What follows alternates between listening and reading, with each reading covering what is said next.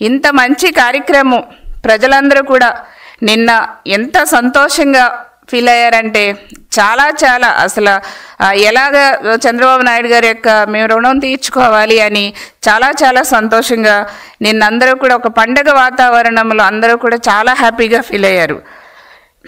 ఇట్లాంటి మంచి పథకం ఈ రోజున రాష్ట్రంలో మొదలు పెడితే మరి ఇంక వైసీపీ పేటీఎం బ్యాచ్ వాళ్ళు ఎలాగా వ్యతిరేకంగా మాట్లాడారో ప్రజలందరూ కూడా చూశారు. ఇంత మంచి పథకాన్ని కూడా వాళ్ళు వక్రీకరిస్తున్నారంటే ఇంక వాళ్ళని ఏమనాలో ఇంక ప్రజలకే వదిలేస్తున్నాం. తప్పుడు ప్రచారాలు చేస్తున్నారు వైసీపీ వాళ్ళు. దీన్ని తీవ్రంగా ఖండిస్తున్నాం. ఒకటే చెప్తున్నాం వాళ్ళకి, ఈ రోజున భారతీ రెడ్డి గారు కూడా ఈ బస్సులో ప్రయాణం చేయొచ్చండి. కాకపోతే ఆంధ్రప్రదేశ్లో ఆధార్ కార్డు ఉండాలి, ఐడి కార్డు చూపించాలి. ఇక్కడ చక్కగా అందరూ ప్రయాణం చేయొచ్చు. అది గుర్తుపెట్టుకోండి. ఒక మంచి పని ప్రజల కోసం చేస్తున్నప్పుడు దాన్ని స్వీకరించండి, సపోర్ట్ చేయండి. లేదంటే నోరు మూసుకుని ఉండండి. అంతే తప్ప మీరు ఇట్లాంటి తప్పుడు ప్రచారాలు చేయొద్దనేసి నేను వాళ్ళకి తెలియజేస్తున్నా, వైసీపీ వాళ్ళకి. ఈ రోజున మహిళా సాధికారత, మహిళా స్వావలంబనకు కూడా ఈ దృష్టిలో ఉంచుకుని ముఖ్యమంత్రి చంద్రబాబు నాయుడు గారు మరి సూపర్ 6 పథకాలని మహిళల అభ్యున్నతికి పెద్దపీట వేసే విధంగా తీసుకొచ్చిన విషయం ప్రజలందరికీ కూడా తెలుసు. సూపర్ 6 పథకాలు, ఒక అన్న క్యాంటీన్ కానివ్వండి, తల్లికి వందనం కానివ్వండి, పెన్షన్ 4000 నెల నెల మొదటి తారీఖున ఇచ్చే కార్యక్రమం కానివ్వండి, మహిళలకి ఉచిత గ్యాస్ సిలిండర్లు 3 ఇచ్చే కార్యక్రమం కానివ్వండి, ఇవన్నీ కూడా అద్భుతమైనటువంటి కార్యక్రమాలు. ఆగస్టు 15 స్త్రీ శక్తి పథకం ఉచిత బస్సు ప్రయాణం ఇచ్చిన సంవత్సరంలోనే సూపర్ 6 పథకాలన్నీ కూడా అమలు చేసినటువంటి దమ్ము, ధైర్యం, ప్రజల పట్ల ఒక నిబద్ధత ఉన్నటువంటి నాయకులు గౌరవ ముఖ్యమంత్రి చంద్రబాబు నాయుడు గారు. వైసీపీ గవర్నమెంట్లో పెన్షన్ 3000 పెంచడానికి ఎంత ఇబ్బందులు పెట్టారండి ప్రజల్ని.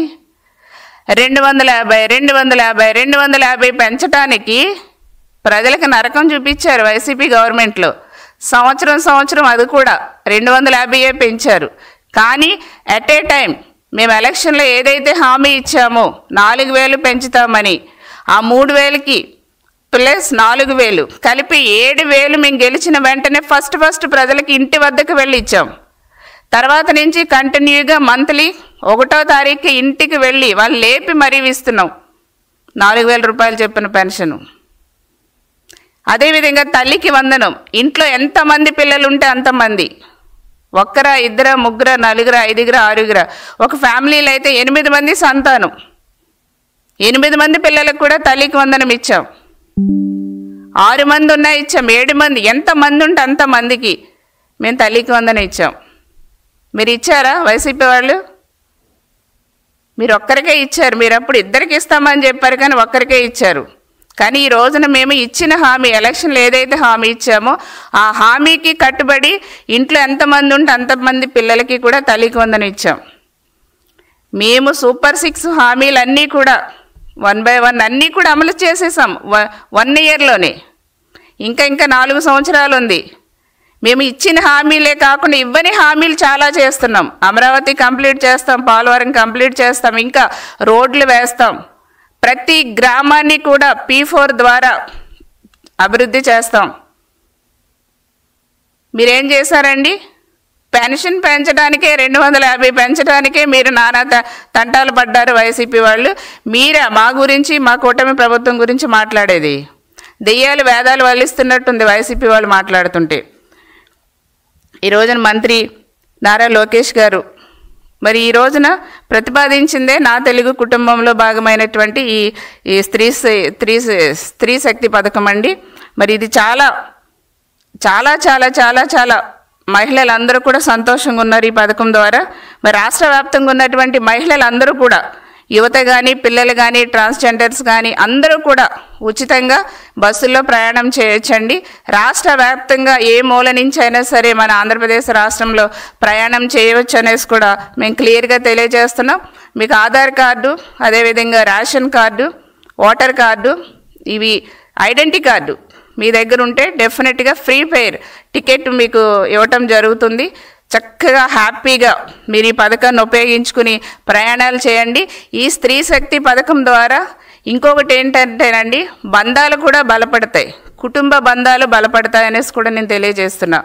ఎందుకంటే ఫైనాన్షియల్ ప్రాబ్లం వల్ల అన్నదమ్ముల ఇంట్లోకి వెళ్ళాలన్నా, బంధువుల ఇంట్లోకి వెళ్ళాలన్నా కూడా లేడీస్ చాలా ఆలోచిస్తారు.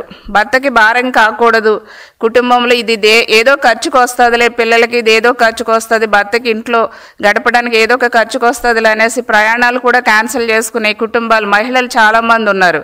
కాబట్టి వాళ్ళందరికీ కూడా ఇది చాలా చాలా బెనిఫిట్గా ఉంటుందండి, చాలా చాలా మంచిది. దీనివల్ల కూడా చక్కగా మీరు కుటుంబాలు దగ్గర అవుతాయి, బంధాలు కూడా దగ్గర అవుతాయి. బంధాలు మరింత మెరుగుపరుచుకునే అవకాశం కూటమి ప్రభుత్వం మా మహిళా సోదరీమణులకు ఇచ్చిందనేసి